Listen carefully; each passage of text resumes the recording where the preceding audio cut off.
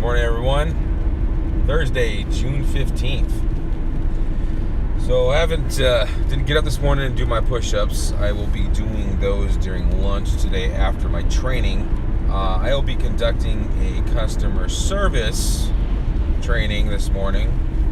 Should be exciting. I mean, just edge of your seat material. It's going to be great. One of the things that I try to point out to everybody is that when you're dealing with customers in the travel community, it's a little different because of the fact that there's so many people that primarily just deal with people they grew up with. It's not like you're having a lot of outside vendors or outside employees. A lot of the people that you work with and other departments that you have relationships with and you guys kind of share things, this and that, it's usually with people that you grew up with, and a lot of the times it's going to be people that you're related to. And so it kind of blurs the lines of customer service and professionalism and all that, because you'll have already established relationships and rapport between certain individuals. Sometimes that rapport or those relationships can be really bad, and I've seen that before too. But with what I try to talk to these guys about with customer service, it's this: you have to remain consistent. It's what you do at home, how you conduct yourself professionally and personally. It bleeds throughout your entire life. Like I talk to them. One of the things that I do mention to them is that one of these days, your actions, you could be going through a phase in your life where you are, you're addicted to pills or whatever, and you relapse, need to go into treatment, and you end up stealing from somebody. And then coincidentally, when you're on the rebound, you're trying to get your life back in order and trying to get a career again, the person who you possibly stole from could be sitting across from you at an interview table. And so essentially it bleeds into that. Customer service bleeds into work ethic, it bleeds into emotional intelligence, it bleeds into job interviews and everything like that, because of the fact that the way that you conduct yourself, you never know when you're going to run into somebody and it presents an opportunity for you, or it also ruins an opportunity for you because of your relationship with someone. So let's say that you're driving down the road one day and you notice there's a gentleman who's has a flat tire. So you pull over and help him out and fix his tire. He thanks you and shake his hand, and you go your own separate ways.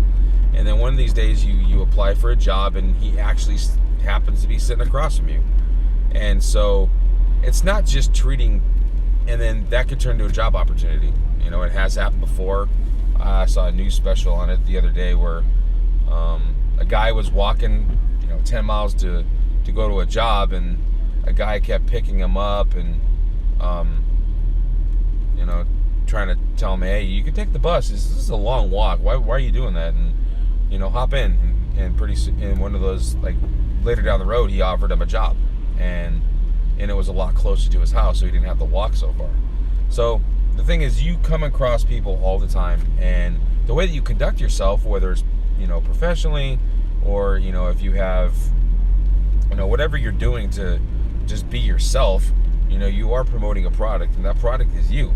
And so the thing you need to remember is, when you are conducting yourself every day, you need to be consistent. Just be yourself, respect people, treat people the way that you would wish to be treated. And the thing is, karma does come around. If you're good to people and you're generally a great person and you're helpful and you're a stand-up person, eventually it's going to pay off. And you never know when that moment comes up. And the thing is, you never know when you're going to get that opportunity, that one moment. And so if you're not preparing for it, you're not going to be ready for it when that opportunity does come up. I mean, look at the Patriots back when Drew Bledsoe got injured. If Tom Brady was on the bench, not reading his playbook, not trying to create relationships with his players and understanding, the tendencies of the running backs and the receivers and the offensive linemen, If he just didn't do his homework and he got forced into a game because the star quarterback got injured, he wouldn't be where he is today.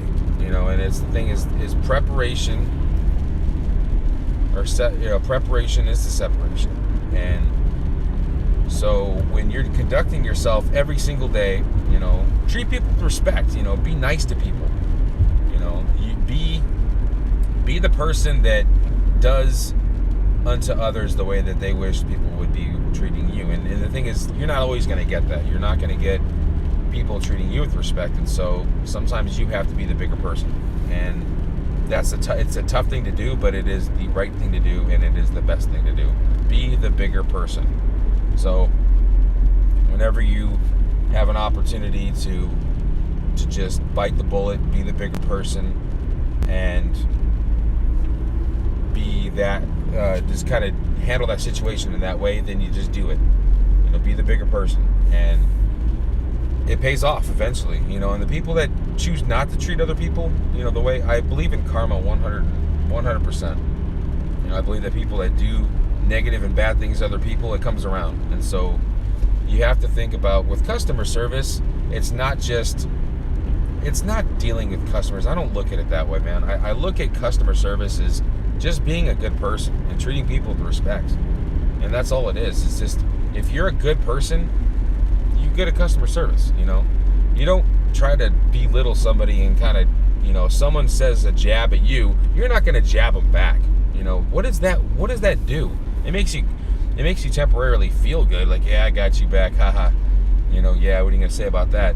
But at the same time, it just perpetuates the situation. It makes it worse. It throws fire, throws fuel on the fire, and makes a bad situation even worse. And so the idea behind it is to be a bigger and better person, and to throw water on the fire, not gasoline.